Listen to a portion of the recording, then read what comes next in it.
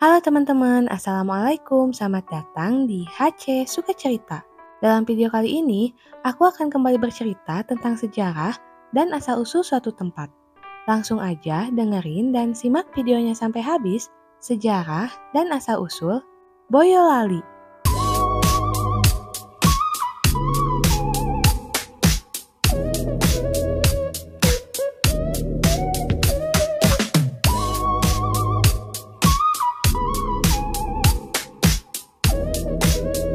Kabupaten Boyolali adalah sebuah wilayah kabupaten yang terletak di Provinsi Jawa Tengah. Ibu kotanya adalah Kecamatan Boyolali. Kabupaten ini terletak sekitar 25 km sebelah barat kota Surakarta. Kabupaten Boyolali berbatasan dengan Kabupaten Semarang dan Kabupaten Grobogan di sebelah utara, Kabupaten Sragen, Kabupaten Karanganyar, Kabupaten Sukoharjo, dan kota Surakarta di sebelah timur, Kabupaten Klaten, dan Kabupaten Sleman atau Daerah Istimewa Yogyakarta di sebelah selatan, serta Kabupaten Magelang dan Kabupaten Semarang di sebelah barat. Menurut cerita Serat Babad Pengging Serat Mataram, nama Boyolali tak disebutkan.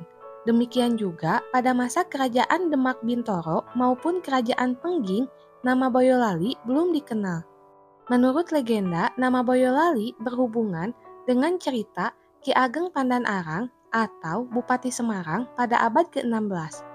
Alkisah Ki Ageng Pandan Arang yang lebih dikenal dengan Tumenggung Notoprojo diramalkan oleh Sunan Kalijogo sebagai wali penutup menggantikan Syekh Siti Jenar. Oleh Sunan Kalijogo, Ki Ageng Pandan Arang diutus untuk menuju ke Gunung Jabal Lakat di Tembayat atau Klaten untuk syiar agama Islam.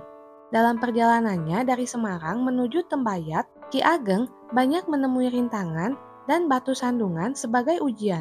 Ki Ageng berjalan cukup jauh meninggalkan anak istri dan ketika berada di sebuah hutan, dia dirampok oleh 3 orang yang mengira dia membawa harta benda, ternyata dugaan itu keliru, maka tempat inilah sekarang dikenal dengan nama Salatiga.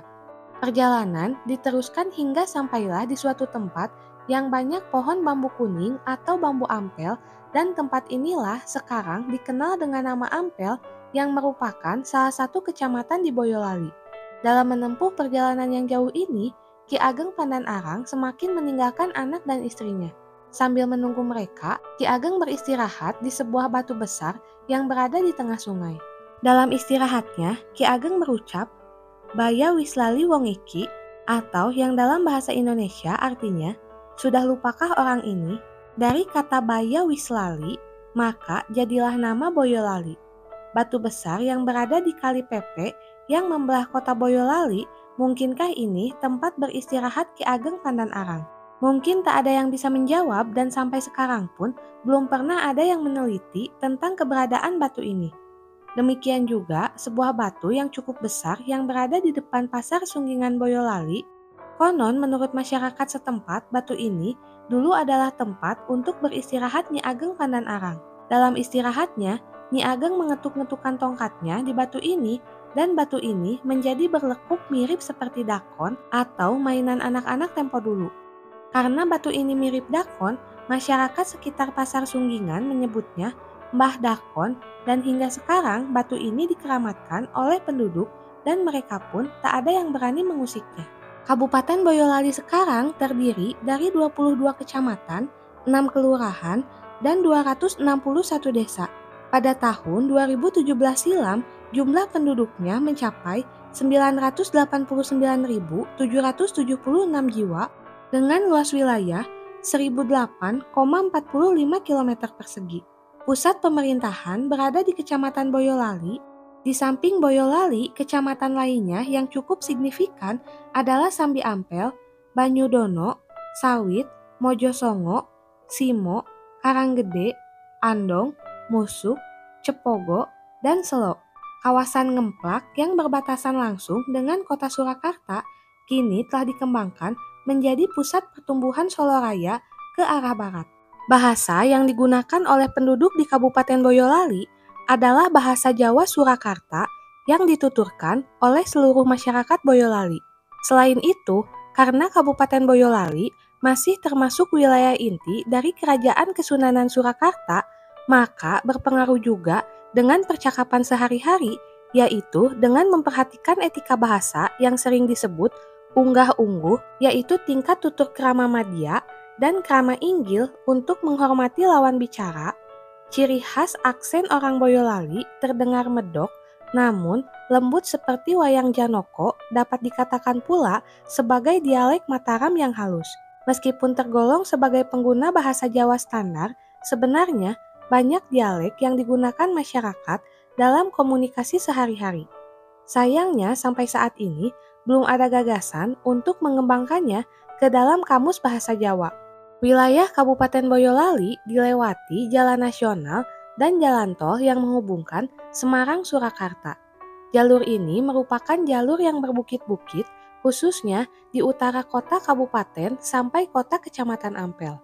Kabupaten Boyolali juga terhubung dengan jalur kereta api Semarang-Solo, termasuk percabangan menuju Bandara Adi Sumarmo yang merupakan jalur kereta api yang melewati pinggir jalan tol Solo-Semarang. Untuk stasiun yang masih aktif ialah Stasiun Telawa dan Stasiun Bandara Adi Sumarmo. Untuk koridor Solo-Boyolali Kota diperkirakan nonaktif pada masa kependudukan Jepang. Jalan nasional yang menghubungkan kota Boyolali dengan kota Klaten merupakan jalan yang menghubungkan Boyolali langsung ke Yogyakarta. Selain itu, terdapat jalan kabupaten yang menghubungkan Boyolali dengan kota Sragen lewat Kecamatan Karanggede dan yang menghubungkan Boyolali dengan Mungkid, Muntilan, dan Magelang melalui Selo Pass yang melintasi celah di antara Gunung Merapi dan Gunung Merbabu. Bandara Internasional Adi Sumarmo secara administratif masuk wilayah Kabupaten Boyolali dan dikelola oleh Pemkot Surakarta. Oke teman-teman, itulah sejarah dan asal-usul Boyolali yang dapat aku ceritakan dalam video ini. Semoga suka ceritanya dan jangan lupa support terus channel ini dengan cara like, komen, share sebanyak-banyaknya, dan subscribe. Bye-bye!